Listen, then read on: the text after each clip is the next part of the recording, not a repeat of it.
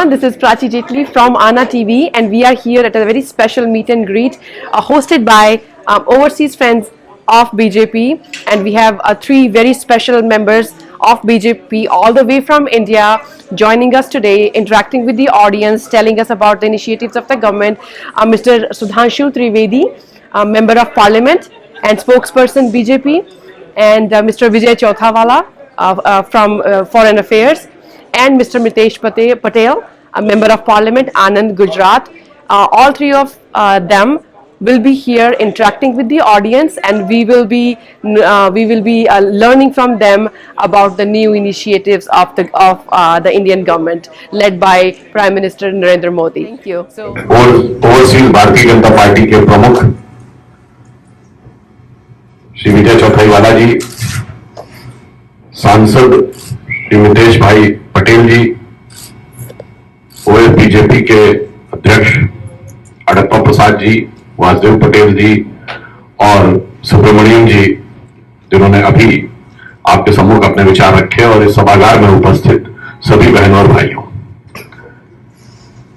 all the previous speakers, while giving their deliverance, were common in one point, that they all mentioned that today is the Mother's Day.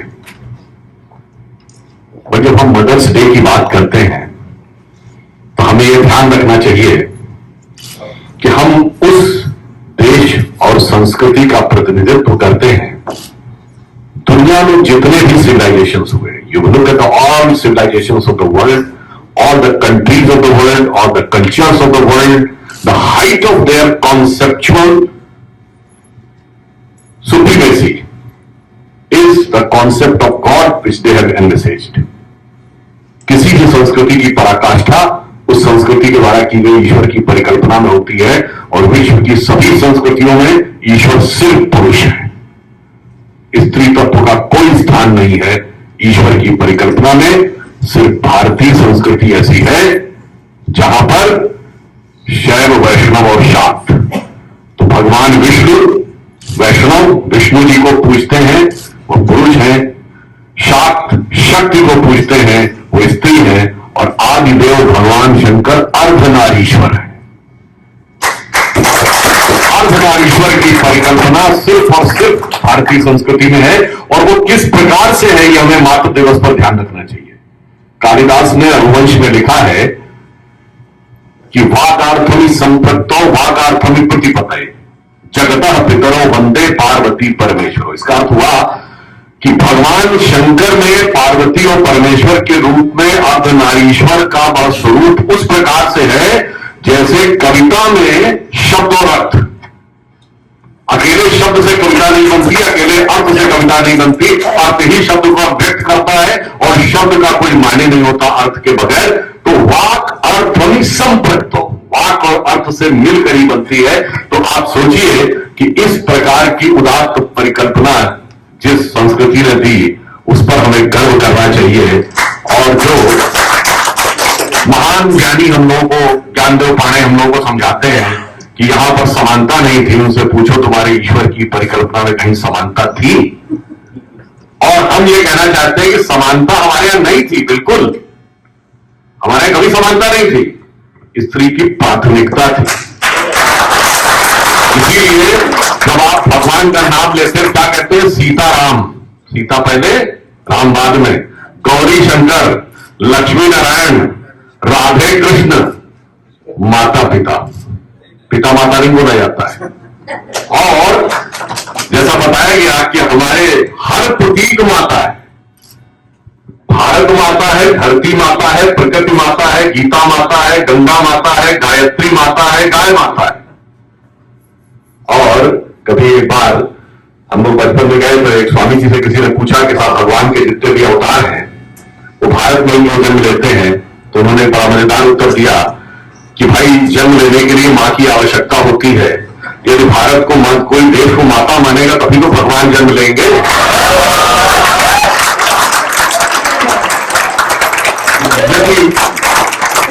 यदि आप केवल जमीन का टुकड़ा मानेंगे तो उस पर तो झाड़ झंखाड़ खर पतवार ईंटे पत्थर सब आ जाते हैं, मगर मां मानेंगे तो जन्म यहां होगा परंतु मैं यहां एक और बात कहना चाहता हूं। आज टीचर्स डे, मदर्स डे सब कुछ आता है, हमें अपने बच्चों को बताना चाहिए कि ये आया कहां से, ये teachers day, mothers day, fathers day की जरूरत क्यों पड़ी। हमारे यहां तो आदर्श क्या था कि जब आपका दिन शुरू होगा तो सबसे पहले माता और पिता के पैर छुएंगे और गुरु को प्रणाम करेंगे। जो रामचरितमानस में लिखा है कि भगवान राम का दिन कैसे शुरू होता था, प्रातः काल उठ के रघुनाथा, रघुनाथ के लिए करे, प्रातः काल उठ के रघुनाथा, मात पिता गुरु नावई माता। तो there can not be any day without bowing your head to your father, mother और teacher. So there was no need of teachers day, mothers day और फादर्स डे। ये हमें उनको बताना चाहिए। और मैं ये भी कहना चाहता हूं, जब माता की बात आती है तो आप सब लोग 7 समुंदर पार से आए, यहां आपने बड़ा अचीवमेंट किया, तो माननीय बात है, सरस्वती की साधना करके आए और आवश्यकता पड़ने में लक्ष्मी की साधना भी की। परंतु दोनों में एक खास बात है, लक्ष्मी जी भी कमर में विराजित होती है और सरस्वती जी भी श्वेत कमर में विराजित होती है। तो ये ध्यान रखिए कि कमर सदैव खिला रहना चाहिए, यहां से लेकर 7 समंदर तक। तो सरस्वती जी का भी विकास होगा और लक्ष्मी जी का भी विकास होगा। अब मैं यहां एक और बात कहना चाहता हूं कि जब हमारी सरकार आई तो प्रधानमंत्री श्री मोदी जी ने एक बड़ा बदलाव किया विदेश नीति के संदर्भ में। इससे पहले जो हमारी फॉरेन पॉलिसीज थी, कोई भी मतलब पार्टी आती है तो 2 चीजों पर आश्रित रहती है, that is economic aspect and strategic military aspect. बस इन 2 के इर्द गिर्द देशों के साथ रिलेशन घूमता है। परंतु उन्होंने आकर रियलाइज किया कि 2 ऐसे पोटेंशियल भारत में हैं जो इनॉर्मस हैं और उनका प्रयोग होना चाहिए। एक इंडियन डायस्पोरा, जो शायद दुनिया में इस समय सबसे बड़ा भारतवंशी समुदाय है और आप सभी इसका कहीं ना कहीं प्रतिनिधित्व करते हैं। वह शक्ति जिनके अंदर भारत के लिए कुछ करने की बहुत उत्कंठा है, इच्छा है, उसका क्यों प्रयोग नहीं होना चाहिए। तो पहले प्रधानमंत्री बने जो जहां भी जाते थे इंडियन डायस्पोरा को एड्रेस करते थे और उनके साथ एक संवाद और स्नेह का संबंध बनाते थे। और दूसरा था कल्चरल एस्पेक्ट, कल्चरल डिप्लोमेसी, यानी हमारा जो एक प्रभाव है वो कितना है दुनिया पर, वह उन्होंने देखा। और अभिजय चौथाई वाला जी जिस विषय को लेकर चलते हैं वो जानते क्या है, वो वही सेकंड के बाद जो 3rd डायमेंशन मोदी जी ने ऐड किया है ना, Indian diaspora and cultural diplomacy, उसको लेकर उसको एक प्रतीक के रूप में जो उन्होंने आगे लिया, मुझे लगता है वो महत्वपूर्ण कार्य विजय जी को दिया है और वो कुशलता के साथ उसे लिखा है। अब आप कहेंगे कि वो होता कैसे, मैं एक उदाहरण देना चाहता हूं। आपने तो बहुतों ने ध्यान नहीं दिया होगा, कभी जाके सर्च करिएगा तो ये पहला एक देश था जहां आज तक कोई भारत का प्रधानमंत्री गया ही नहीं था, वो था मंगोलिया। मोदी जी पहले प्रधानमंत्री थे जो मंगोलिया गए और मंगोलिया की पार्लियामेंट की फोटो देखेगा तो उसके ऊपर एक घोड़ा बना हुआ है। तो जब प्रधानमंत्री जी वहां से वापस लौटे तो मंगोलिया के प्रधानमंत्री ने उन्हें गिफ्ट किया। गिफ्ट क्या किया? घोड़ा। उस घोड़े की हॉर्स की क्या कहानी है? वो कहानी ये है कि वहां वो लोग हॉर्स की एक ब्रीड है जिसे कहते हैं कनथक, उसे वो सबसे अच्छा मानते हैं और पवित्र मानते हैं। इसीलिए अपनी संसद के ऊपर उन्होंने घोड़े की तस्वीर लगा रखी, स्टैच्यू लगा रखी है और इसीलिए उन्होंने वो कनथक ब्रीड का घोड़ा प्रधानमंत्री जी को भेंट किया था। और कनथक जानते हैं किसका नाम था? जैसे महाराणा प्रताप के घोड़े का नाम चेतक था, भगवान बुद्ध के घोड़े का नाम कनथक था। यह प्रभाव है मंगोलिया तक हमारा। अभी जाके आप सर्च करिएगा, मंगोलिया में जो मकबरे बने हैं ना, including the tomb of Genghis Khan, उनमें त्रिशूल भी है, संगी भी है। क्यों? कभी आपसे पूछे मंगोल लोग किस रिलीजन को मानते थे? तेंद्र को मानते थे। अरे तेंद्रन और कुछ नहीं है भाई, तंत्र का अपभ्रंश तेंद्रन है और तंत्र के देवता शिव हैं, इसीलिए त्रिशूल उनके यहां लगा हुआ है। और कभी आप लोग बैंकॉक गए हो तो वहां के किंग का जो पुराना महल है उसको देखिए तो चारों तरफ 252 गरुड़ बने हैं।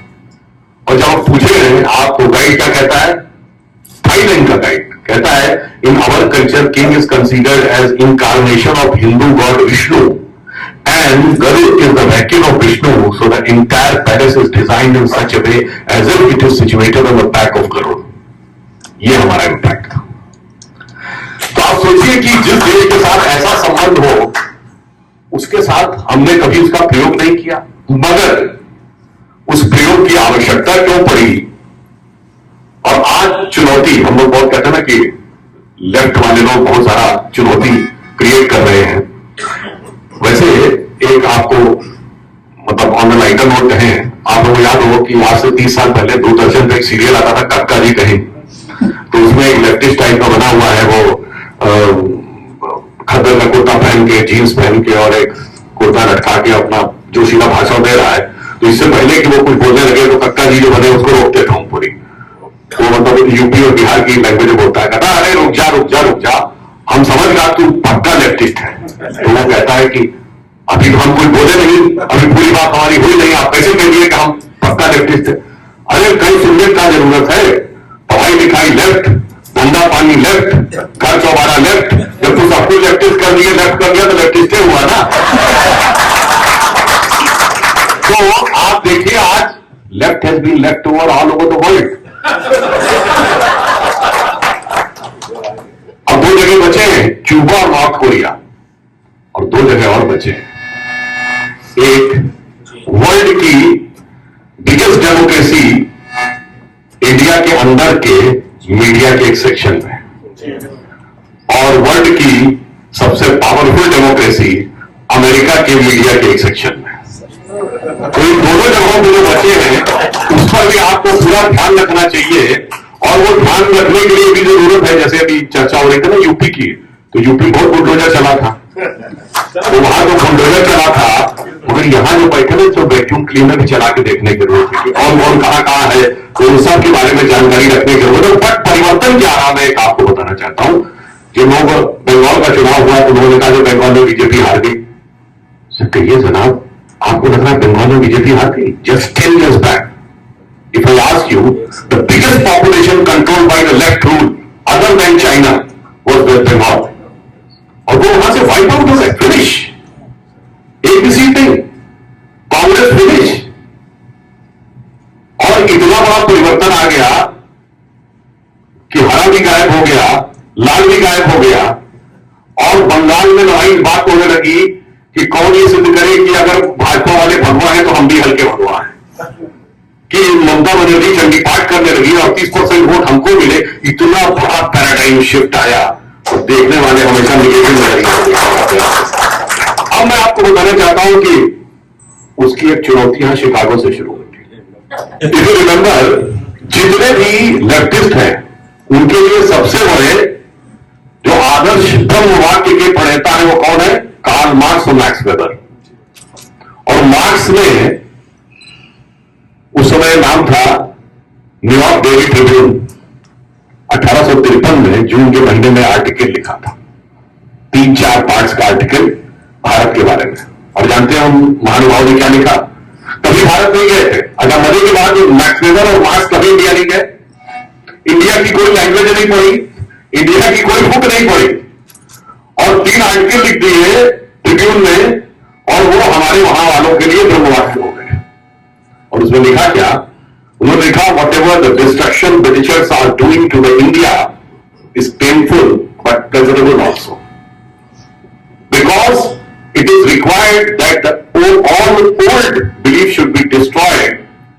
अब आगे वो लिखता है कि वो हिंदू जो कितने भी समृद्ध थे, बहुत उन्नति किए हुए थे, पर जो बंदर हनुमान और नंदी बैल को पूजते थे वो इसी लायक थे कि उन पर दूसरे हुकूमत करते। ये मार्क्स ने ज्ञान दिया। तो आप सोचिए, ये चुनौती आज ही नहीं है, 150 साल पहले से थी, और आपका शहर कहीं ना कहीं उसका गवाह है। और मैं बताना चाहता हूं, ये कहते हैं कि नंदी बैल और बंदर हनुमान को पूजने वाले, कभी आप लोगों ने ध्यान दिया? अभी हम सब लोगों ने जय श्री राम कई बार बोला, भगवान के सबसे बड़े भक्त कौन है? हनुमान जी। अच्छा ये बताइए, सब लोग बहुत कहते हैं ना कि हमारे यहां तो सब कुछ जन्म से होता था। भगवान राम के पुत्र कौन थे? लवकुश। और उनके भक्त कौन थे, शिष्य कौन थे? हनुमान जी। हनुमान जी के मंदिर देखे हैं कि लवकुश के मंदिर देखे हैं? इसका मतलब हमारे यहां भक्त और शिष्य का महत्व अधिक है, बायोलॉजिकल सक्सेशन का महत्व नहीं है, स्पिरिचुअल सक्सेशन का महत्व है। इसीलिए अर्जुन द्रोणाचार्य के शिष्य हैं, उनका स्थान ऊंचा है। अश्वत्थामा द्रोणाचार्य के बेटे हैं, उनका स्थान ऊंचा नहीं है। इसीलिए जब पंडित जी पूजा कराते हैं, हाथ में जल ले कहते हैं अपना नाम लीजिए, और अगला वाक्य क्या बोलते हैं, अपने गोत्र का नाम लीजिए, अपने बाप का नाम लीजिए नहीं। और इसीलिए भारत में पिता पुत्र परंपरा नहीं है, गुरु शिष्य परंपरा है। अब बताता हूं आपको, हनुमान जी और कोई नहीं है, हमारे अंदर की चेतना का एक प्रकटीकरण है जो भगवान ने लीला के रूप में दिखाया है। हनुमान जी क्या है? बंदर है, बाल ब्रह्मचारी है, अतुलित बलशाली है, भगवान के सबसे निकट है, सबसे शक्तिशाली है और अपनी शक्ति भूले हुए हैं। ये सब एक कहानी नहीं है, इसमें डीप एम्बेडेड फिलॉसफी है। कभी आप बंदर को देखिए तो बंदर इतना चंचल नजर आता है कि वो एक क्षण के लिए स्थिर नहीं रहता। आप किसी मानव को देखिए, ये तो कह रहे एनी मंकी, तो 1 फ्रैक्शन ऑफ सेकेंड ऐसे ऐसे ऐसे कुछ ना कुछ करता रहेगा। उसी प्रकार आप समझिए, आप कभी बैठ के ध्यान लगाने का प्रयास करिए, आपका मन एक क्षण के लिए एक विषय के ऊपर केंद्रित नहीं रहता। कभी एक थॉट आएगा, कभी दूसरा थॉट आएगा। तो मन की चंचल प्रवृत्ति का प्रतीक है वानर। और जब वानर बाल ब्रह्मचारी हो जाए, इसका अर्थ क्या हुआ? मन उस सीमा तक जाकर आपने नियंत्रित कर लिया। मन सर्वाधिक आवेग से जिस पर भागता है वो है काम वासना। यदि वहां तक जाकर मन को नियंत्रित कर लिया तो आपको क्या मिलेगी? अतुलित शक्ति। कौन सी शक्ति? वो आप ही की शक्ति थी और आप भूले हुए थे। और उस शक्ति से आप क्या करेंगे? ईश्वरीय कार्य कर सकेंगे और ईश्वर के सर्वाधिक निकट होंगे और ईश्वर से भी पहले जाकर रावण की लंका आप ही जला सकेंगे। आप सोचिए, अनुभव तत्व को समझने में जो मार्क्स ने बोला, तो हम इस लायक थे या मार्क्स की मूर्खतापूर्ण बुद्धि इस लायक थी कि वो बंदर हनुमान और नंदी बैल का अर्थ नहीं समझ सकते थे। इसलिए मैं कहना चाहता हूं कि हमें आप लोग ये समझना चाहिए कि हमारी सभ्यता संस्कृति के अंदर किस प्रकार के तत्व हैं और उनका क्या गहरा महत्व है। और कई बार हमें बाहर से ऐसा इंटरप्रिटेशन कर दिया जाता है कि हम खुद कैरी करने हो जाते हैं, हमें समझ में नहीं आता है कि ये किस प्रकार से हमारे लिए बता दिया गया। तो मैंने सिर्फ एक उदाहरण दिया आपको कि हनुमान जी का चरित्र, हनुमान जी की प्रवृत्ति, हनुमान जी की क्षमता और हनुमान जी का भूलना और याद आना, हर एक चीज हमारी कॉन्शियस के प्रोसेस ऑफ इवोल्यूशन का प्रतीक है। अब यहां मैं कहना चाहूंगा कि जब हम इन विषयों को समझेंगे तो हमें यह समझ में आएगा कि जिस सांस्कृतिक प्रभाव की बात हम करते हैं कि पूरे वर्ल्ड के ऊपर होना चाहिए, और हमारी सरकार आने के बाद हम जिस दिशा में आगे बढ़ने का प्रयास कर रहे हैं वो किस रूप का है। अगर हम ओवरसीज फ्रेंड्स ऑफ बीजेपी के हैं तो कभी आप पूछिए कि भाई हम बीजेपी और बाकियों में अंतर क्या है, बाकियों पार्टियों और हमें अंतर क्या है, हमारे मन बहुत स्पष्ट होना चाहिए। तो पहला अंतर तो मैंने जो आपको बताया, विचारधारा का अंतर है। विचारधारा का अंतर क्या है कि भारत में मोटे तौर पर 3 पॉलिटिकल पार्टीज मानी जाती थी नेशनल, एक थी कांग्रेस, एक कम्युनिस्ट और एक हम।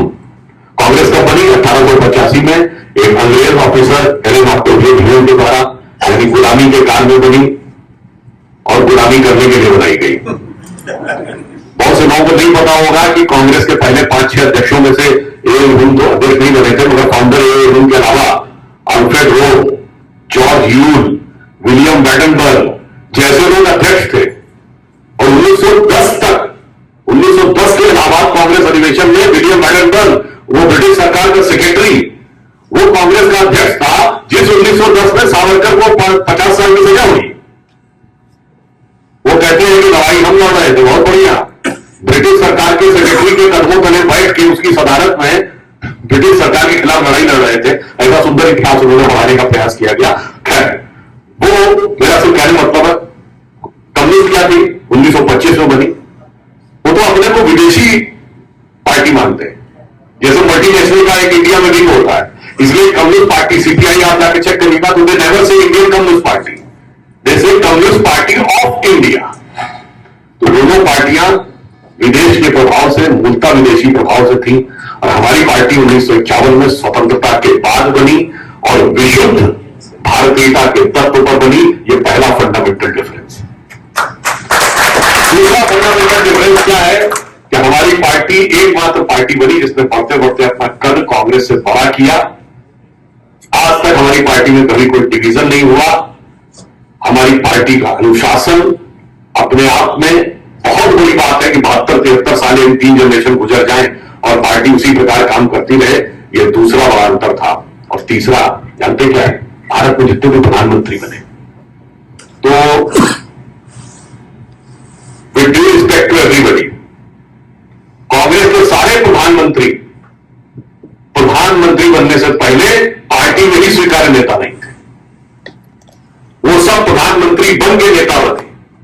मैं मनमोहन सिंह जी, नरसिम्हा राव जी और राजीव गांधी की बात नहीं कर रहा हूं। इंदिरा गांधी इंडिकेट और सिंडिकेट की लड़ाई में गूंगी गुड़िया की उपाधि के साथ बनी थी। जवाहरलाल नेहरू जी, सारी की सारी कांग्रेस कमेटियां सरदार पटेल के पक्ष में थी, परंतु महात्मा गांधी की कृपा से बनने में सफल हो गए थे। तो इनमें से कोई भी प्रधानमंत्री नेता बन के नहीं बना, प्रधानमंत्री बन के नेता बने।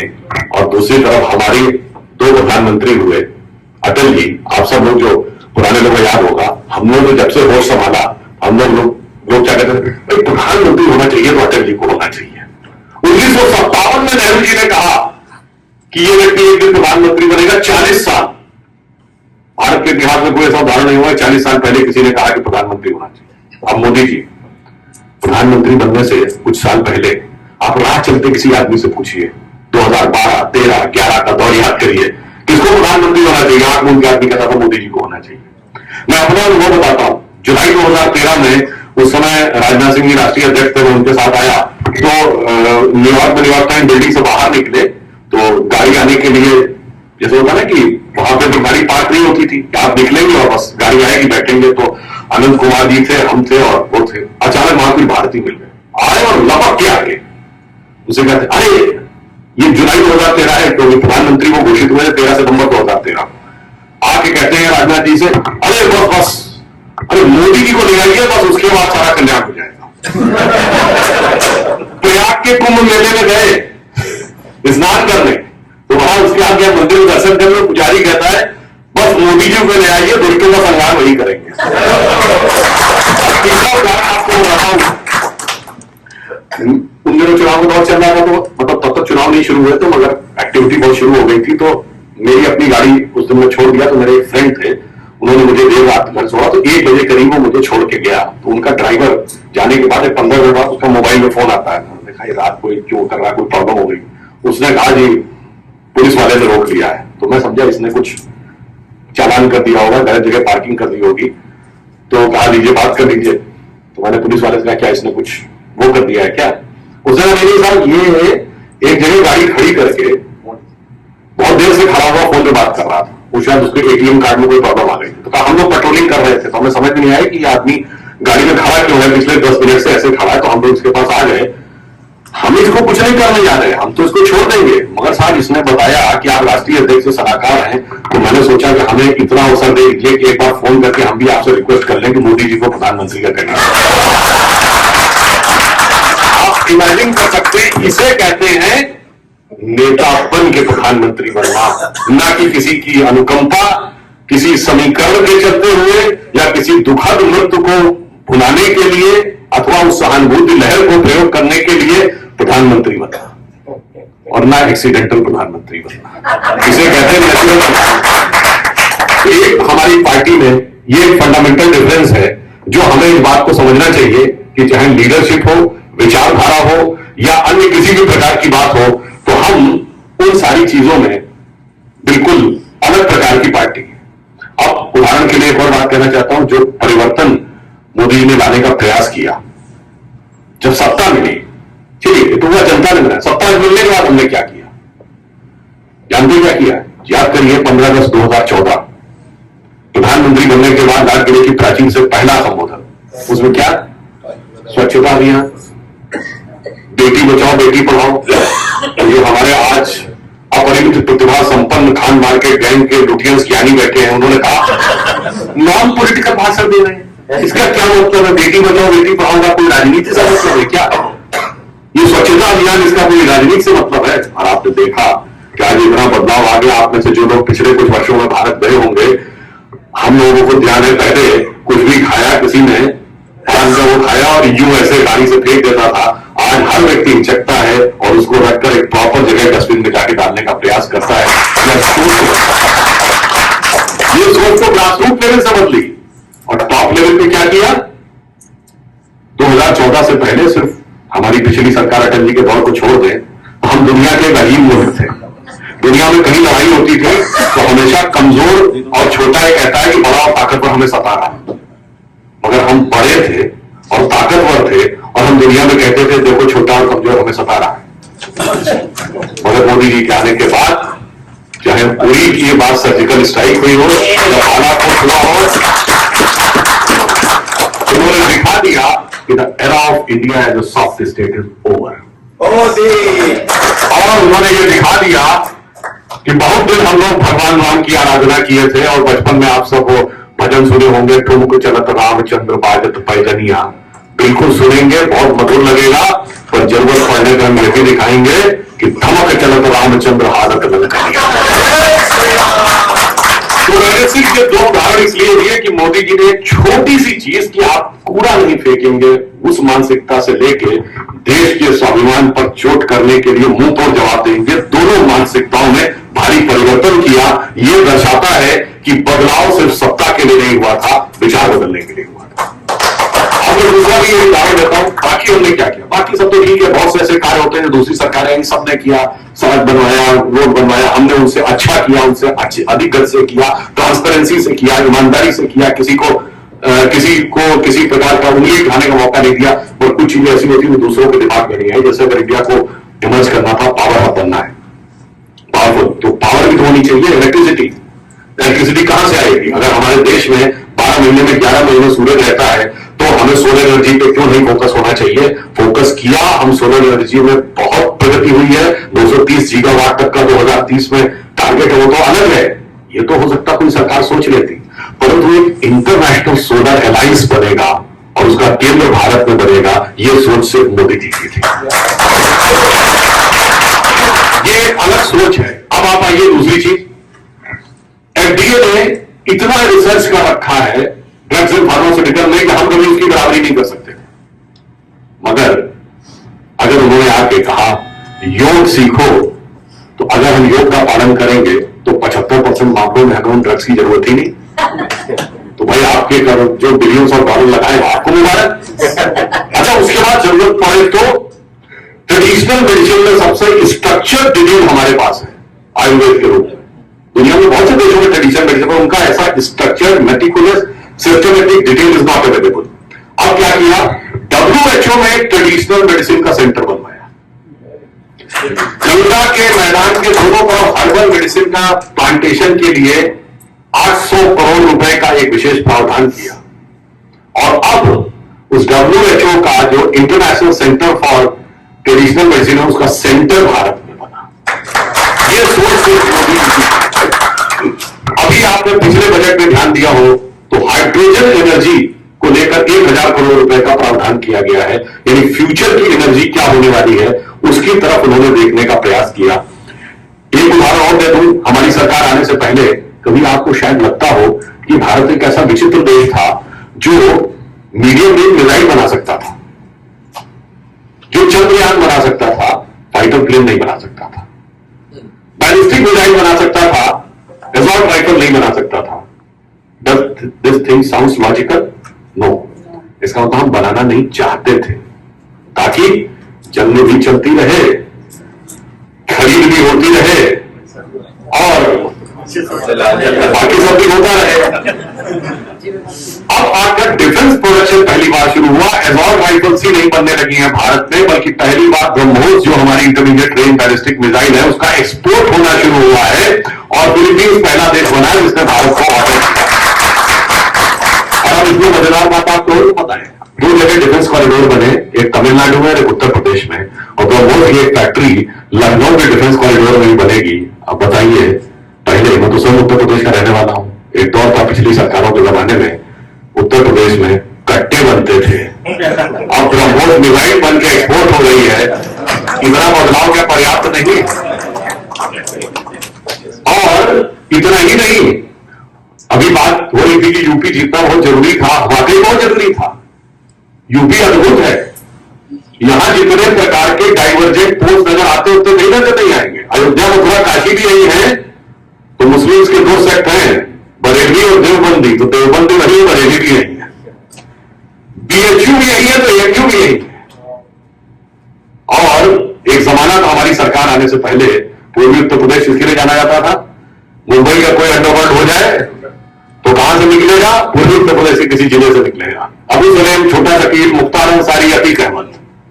और अब क्या दिखता है, पूर्वांचल एक्सप्रेस वे में उतरता हुआ जहाज, भगवान बुद्ध की परिनिर्वाण स्थली कुशीनगर में इंटरनेशनल एयरपोर्ट, और आजमगढ़ में बनती हुई नई यूनिवर्सिटी, उभरता हुआ भव्य राम मंदिर का शिखर, और काशी का वह अद्भुत स्वरूप जो आपने जाके देखा। और जब उस काशी को बनाया तो मोदी जी ने जो सोच बताई ना, ये मैं सिर्फ आपको इसलिए बताना चाहता हूं कि आप समझिए कि यह अयोध्या मथुरा काशी की वजह से नहीं थी कि मतलब कोई धार्मिक ही कारण है। जब आप श्रद्धा पूर्वक, कभी आपको काशी जाने का मौका मिले तो आप देखेंगे कितना बड़ा बदलाव आ गया है।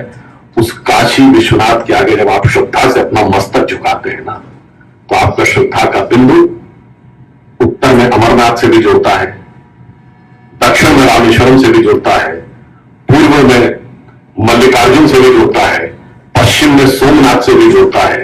इतना ही नहीं, काठमांडू के पशुपतिनाथ से भी जुड़ता है, और पाकिस्तान के कटास राज्य से भी जुड़ता है। और इतना ही नहीं, वर्ल्ड की सबसे बड़ी साइंटिफिक डिस्कवरी जिस लैब में हुई गॉड पार्टिकल की, वो सन लेबोरेटरी की लॉबी में जाइए तो वहां तांडव करते हुए शिव की नटराज की मूर्ति उसमें लगी हुई है। तो सन लेबोरेटरी में भारत के उस गौरव से भी जाके जुड़ जाता है। तो आप ये समझिए कि इस प्रकार का जो उन्होंने कार्य किया, तो इसलिए उत्तर प्रदेश में जो परिवर्तन हुआ वो भारी परिवर्तन था। आजादी के बाद पहली बार, दूसरी बार सरकार बनी है, 250 की सीट के साथ दोबारा आए हैं, वो अलग है। और मैं तो स्वयं रहने वाला हूं, मोदी जी के प्रति जो एक आकर्षण था, योगी जी ने जो काम किया था, उन चीजों ने मिलकर एक ऐसा वातावरण बनाया था। तो मैं सिर्फ ये कहना चाहूंगा कि किसी जमाने में कोई ऐसी जगह होती ना कहां जहां पर जाने में आप लोगों को थोड़ा ऑकवर्ड लगता था, एक दौर था, लोग हम लोग कहते थे यूपी में इंडस्ट्री लगाएंगे। मैं आपको नाम नहीं लूंगा, वो एनआरआई यहां दिल्ली के यहां रहने वाले, अमेरिका में यूपी में रहने वाले थे, और उनके दिल की इच्छा थी यूपी में जाकर इंडस्ट्री लगाएंगे। वो बेचारे गए, वहां कुछ इंडस्ट्री लगाई, उसके बाद तौबा करके बाहर आ गए। और आज आप देखिए इंडस्ट्रियल विकास की तरफ आगे बढ़ रहे हैं। और जैसे एक गाना कोई चला था ना यूपी के इलेक्शन के दौरान, थोड़ा भोजपुरी टोन का था कि बिलवा में घुस जाए ला सब सांप बिच्छू गोजर। सांप बिच्छू गोजर कहते ना, एक वो होता है जीव, कहीं बिलवा में घुस जाए, दिल में घुस गए सब सांप बिच्छू गोजर, और चलेगा जब चाप के बाबा का बुलडोजर। तो इस तरह से आपने देखा जो बदलाव हुआ। तो अंत में मैं सिर्फ ये कहना चाहता हूं, एक बड़े बदलाव की तरफ हम आगे बढ़ रहे हैं। जैसा विजय जी ने आपसे कहा कि हमें इसके लिए किस प्रकार से कार्य करना है, हमें अपनी तरफ से प्रोएक्टिव होकर बात करनी है। और एक पॉइंट और ऐड कर दूं, हमें अपने बच्चों से क्या काम करना है। देखिए, मैं बहुत विनम्रता से कहना चाहता हूं, आप उस स्थिति में बैठे हुए हैं जहां आपके बच्चों के पास दुनिया में सबसे बेहतरीन एजुकेशन लेने की क्षमता है। और अगर आपकी हसरत सिर्फ ये है कि आपका बेटा या बेटी हार्वर्ड से एमबीए करने के बाद किसी मल्टीनेशनल्स में लाखों डॉलर की नौकरी पाए, तो उससे क्या होगा आगे जाके। इसी शिकागो में खड़े होकर स्वामी विवेकानंद ने कहा था, यदि हमें केवल यह लक्ष्य है कि हमने अपने जीवन में अधिक से अधिक उच्च स्तर का जीवन व्यतीत किया, सुख सुविधाएं व्यतीत की, तो अन्यथा नहीं लेंगे। उनका हमें और पेड़ पौधों में भी कोई अंतर नहीं है, वो भी अपने लिए बेहतर स्थिति की खोज करते हुए चले जाते हैं। और अगर बहुत अच्छी जिंदगी भी जी लिए और उसके बाद रिटायरमेंट की जिंदगी जीते हुए खत्म हो गए, तो इसके लिए जैसे अकबर इलाहाबादी ने एक शेर कहा है ना कि क्या कहे अहबाब, अहबाब कहते हैं फ्रेंड को, क्या कहे अहबाब, क्या कार्य नुमाया कर गए, ग्रेजुएट हुए, नौकर हुए, पेंशन मिली और मर गए। परंतु अगर आपके 2 बच्चे हैं या 3 बच्चे हैं, तो किसी एक को यहां पर हायर एजुकेशन में रिसर्च में भेजिए। किस रिसर्च में भेजिए? जो आज के नहीं 10 से 15 या 20 साल के बाद इमर्जिंग टेक्नोलॉजी है, quantum computer, cellular microbiology, genome sequencing, semiconductor, space technology, artificial intelligence. अगर यहां इतने भारी संख्या में लोग हैं, 10-15 साल के बाद 4 या 5 लोग भी कोई ब्रेक थ्रू टेक्नोलॉजी निकालने में सफल हो गए, और यहां जब आप हैं तो आप भी उसी का एक कॉर्पोरेट या बिजनेस उपयोग भी कर सकते हैं। अब सोचिए ना, मार्क जुकरबर्ग ने अगर ये खोजा था ये पहले, तो आज की डेट में वो फेसबुक और व्हाट्सएप के बेस के ऊपर दुनिया पे कंट्रोल कर रहे हैं ना। तो इसलिए मेरा मानना है कि यदि आप ये लॉन्ग टर्म में ध्यान रखेंगे तो एक तरफ उनको संस्कार बताइए कि हमारे यहां मदर्स डे, फादर्स डे हर दिन है, और दूसरी तरफ ये बताइए कि इमर्जिंग न्यू टेक्नोलॉजीज की तरफ अगर मोदी जी सोलर और हाइड्रोजन एनर्जी की तरफ चल रहे हैं, तो तुम्हें भी क्वांटम कंप्यूटर और आर्टिफिशियल इंटेलिजेंस की तरफ जाकर रिसर्च करनी है। Then you will be able to prove. अभी तो यह है ना कि हम यहां बड़े इंपॉर्टेंट हैं, मगर हम लीडर बनेंगे तब हम उसमें उभर के सामने आएंगे। क्योंकि मैं देखिए सिर्फ टेक्नोलॉजी का विद्यार्थी देखो बात कर लेता हूं, टेक्नोलॉजी का बेस बदलता है ना, पैराडाइम, तो पावर का पैराडाइम बदल जाता है। सेकेंड वर्ल्ड वॉर से पहले पावर सेंटर क्या था? यूरोप था। पावर का पैराडाइम क्या था? जिस कंट्री के पास अच्छी एयरफोर्स हो, अच्छे पैट्रोल टैंक्स हो, अच्छी आर्टिलरी हो, अच्छी गन्स हो। सडनली अमेरिका ने एटम बम बनाया, अब वो सारे के सारे आपके petrol tank, fighter planes, artillery बेकार, एक 10 फुट के बम के आगे पैराडाइम बदल गया और पावर सेक्टर यूरोप से अमेरिका में आ गया। तो वैसे ही आप भी देखिए कि फ्यूचर टेक्नोलॉजी का पैराडाइम कहां पे है, और वहां की तरफ आने वाली जनरेशन को ले जाइए। और वो पैराडाइम सिर्फ टेक्नोलॉजी का नहीं, संस्कार का पैराडाइम कहां है उसको भी ले जाइए। तो हम भविष्य भी बनाएंगे, सुघड़ बनाएंगे, समन्वय वाला भविष्य बनाएंगे। और अंत में कहता हूं, मोदी जी के उस व्यक्तित्व से प्रेरणा लीजिए। मोदी से लोगों ने पूछा था ना कि आप इतनी एनर्जी कहां से लाते हैं, तो उन्होंने कहा जी रोज 1 से 1.5 किलो गाली खाता हूं। तो और संयोग देखिए कि वो बाबा विश्वनाथ की नगरी से संसद में प्रतिनिधित्व करते हैं, और भगवान शिव ने विष पिया था। विष पी के कंठ में धारण करके नीलकंठ हो गए थे और कल्याण जगत का किया था। तो हम लोग जो एक पुरानी कविता संघ के दौर में पढ़ते थे, जो मुझे लगता है कि शंकर जी के पूरे चरित्र से प्रेरणा लेती है, और मोदी जी जो आचरण कर रहे हैं उस पर फिट बैठती है, और कविता अटल जी की है। वो कह के समाप्त करता हूं कि मैं मधु से अनभिज्ञ आज भी, अनभिज्ञ समझते ना, नॉट नो, मैं मधु से अनभिज्ञ आज भी जीवन भर विषपान किया है, किया नहीं विध्वंस, विश्व का आजीवन निर्माण किया है। वनवासी, अब मोदी ने किया क्या? वनवासी हूं, दीन दुखी मानव के दिल में रहता हूं, सन्यासी हूं, पर वैभव से दुनिया की झोली भरता हूं। शूल, कांटे को कहते हैं, शूल भरे कंटक पथ पर आजीवन अभियान किया है, किया नहीं विध्वंस, विश्व का आजीवन निर्माण किया है। और फिर अगर जरूरत पड़ी राष्ट्र हित में तो भयंकर हूं, महाकालवन, पापों का अवसान किया है, किया नहीं विध्वंस, विश्व का आजीवन निर्माण किया है। मैं मधु से अनभिज्ञ आज भी जीवन भर विषपान किया है। इन्हीं शब्दों के साथ अपना निर्माण